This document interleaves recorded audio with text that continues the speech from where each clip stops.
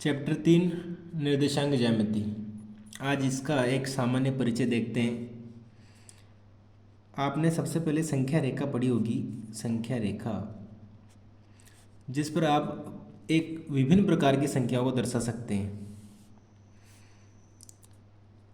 बीच में शून्य होता है, शून्य से धनात्मक दिशा की तरफ 1, 2, 3 इस प्रकार से जो अंकों का अपन लिख सकते हैं। इसी प्रकार से माइनस में -1, -2, -3 इसमें भी माइनस की तरफ बहुत सारी संख्याएं होती है।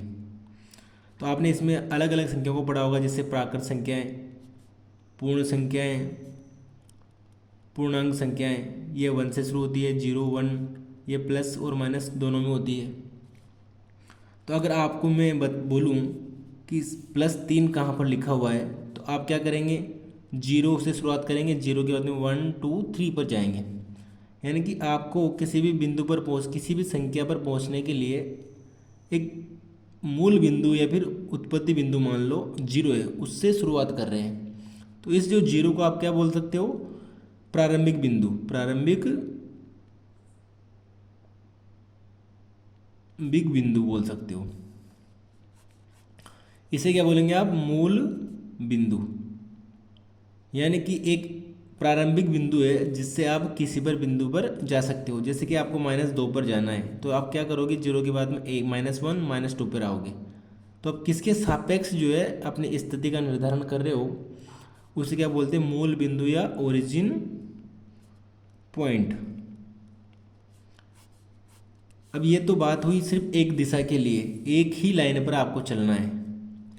अगर आपको दो विभिन्न दिशाएं दे दी जाए, यानी कि पूर्व से पश्चिम दे दिया जाए और उत्तर से दक्षिण दे दिया जाए, तो आप किसी भी स्थान का निर्धारण कैसे करोगे। इसमें अगर जानते हैं तो आपका कोई क्लासरूम है, मान लो ये आपका कोई क्लासरूम है जिसमें बहुत सारी टेबल्स लगी हुई है, और टीचर्स मान लो किसी स्टूडेंट को किसी एक निश्चित टेबल पर जाने के लिए बोलते हैं। मान लो ये पहली रो है, दूसरी, तीसरी, चौथी, ये 5वीं रो है। तो कोई टीचर मान लो बच्चे को बोलता है कि आप जाओ जो चौथी रो में जाके बैठ जाओ। तो बच्चा गया, स्टूडेंट जाके चौथी रो में जाएगा, तो उसको पता नहीं है कि भाई कौन सी टेबल पर बैठने वाला है। तो वो मान लो 1 पे बैठ सकता है, 2 पे भी बैठ सकता है, 3 पे बैठ सकता है, लेकिन उसको फिक्स पता नहीं है कि वो कौन सी टेबल पर बैठेगा। इसी प्रकार अगर इसको कॉलम्स में भी डिवाइड कर दिया जाए, मान लो ये फर्स्ट कॉलम, ये सेकंड, ये थर्ड, ये फोर्थ, ये फिफ्थ कॉलम है। अब आपको मान लो टीचर्स बच्चे को बोले कि आपको जो है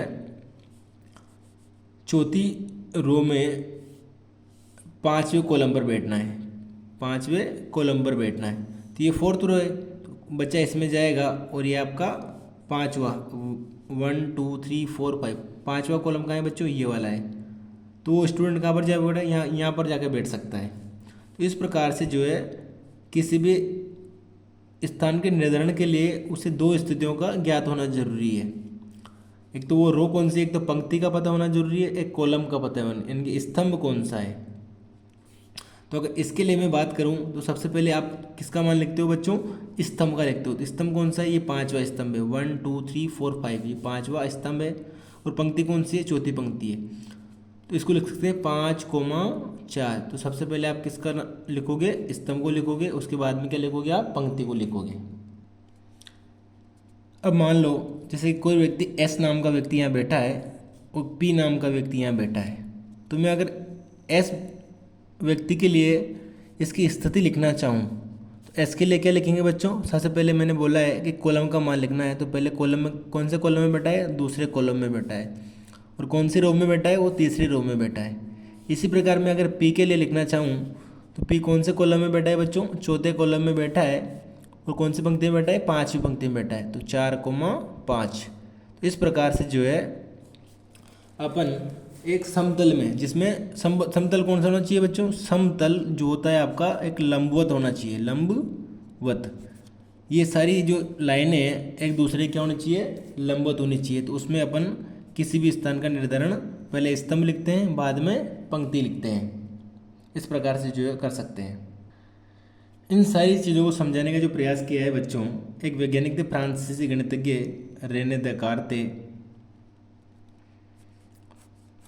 उन्होंने जो है निर्देशांक ज्यामिति का विकास किया और इन्हीं आधार पर इस सिस्टम को बोला जाता है कार्तीय सिस्टम, कार्तीय पद्धति। उन्होंने जो एक समतल को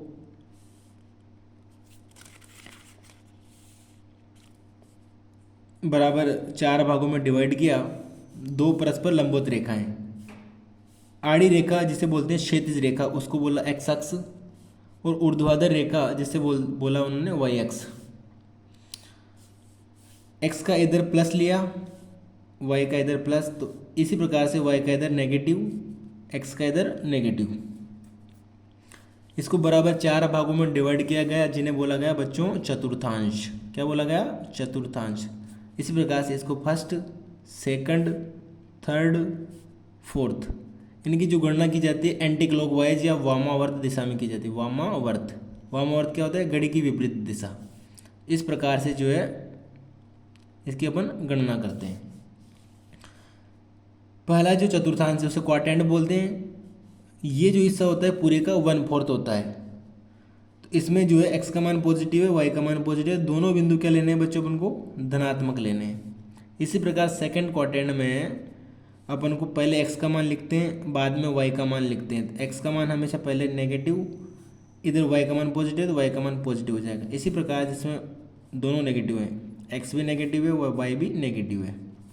इसी प्रकार से इसमें एक्स का मान पॉजिटिव है, वाई का मान नेगेटिव है। इस प्रकार से जो है अपन किसी भी स्थिति को जब निर्धारण करेंगे उसके आगे प्लस आने वाला है या माइनस आने वाला है, वो डिपेंड करेगा कि वह बिंदु कौन से चतुर्थांश में आता है। तो किसी स्थिति के मान लो एक्स का मान और वाई का मान दे रखा है, तो सबसे पहले उस बिंदु को क्या लिखेंगे? X comma Y. एक्स अक्ष को क्षैतिज रेखा बोलते हैं, क्षैतिज रेखा होती है। और एक्स को क्या बोला जाता है बच्चों? भुज भी बोला जाता है। इसी प्रकार जो है वाई अक्ष होता है आपको, उसे बोलेंगे ऊर्ध्वाधर रेखा। और वाई एक्स को दूसरा नाम क्या है बच्चों? कोटि। क्या बोल सकते हैं इसको? कोटि भी बोलते हैं। दोनों रेखाएं जिस बिंदु पर क्रॉस करती है, मान लो ये बिंदु जहाँ पर वाई एक्स और एक्स अक्ष क्रॉस कर रहा है, इसे बोलते हैं बच्चों मूल बिंदु। क्या बोलते हैं? मूल बिंदु। तो मूल बिंदु के निर्देशांक क्या होते हैं बच्चों? इसे जो एक्स वाई लिखते हैं अपन, एक्स कोमा वाई, पहले एक्स का मान फिर वाई का मान, इसे बोलते हैं निर्देशांक बिंदु। निर्देशांक बिंदु। तो इस प्रकार से अगर मूल बिंदु की बात करें तो मूल बिंदु के निर्देशांक क्या हो जाएंगे? 0,0। जैसे कि आपको कोटा से जयपुर जाना है, या फिर मैं पूछूं कि कोटा से जयपुर की दूरी कितनी है, तो आप अगर कोई व्यक्ति कोटा में बैठा हुआ है तो कोटा उसके लिए 0 दूरी पर है।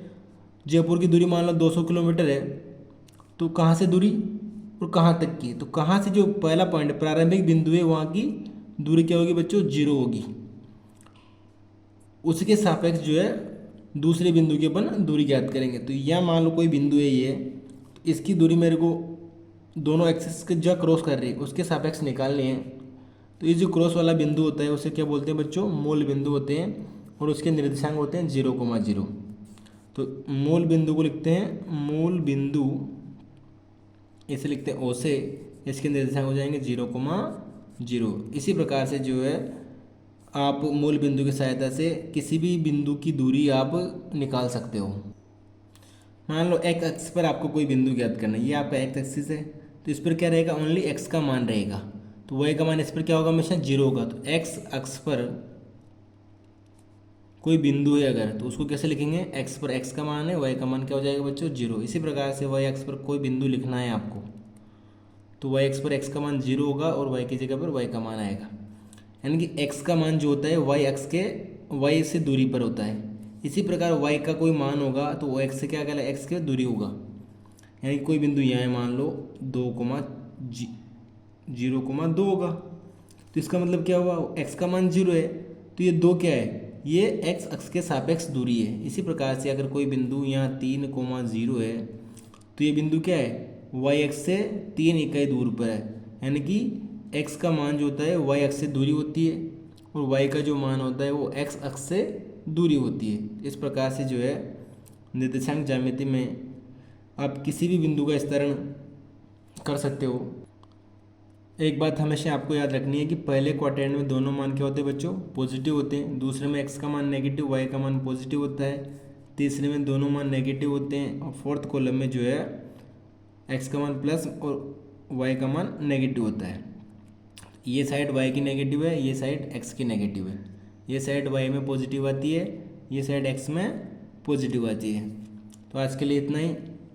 अगले चैप्टर में जो है प्रश्नमाला 3.1 और 3.2 का हल देखेंगे।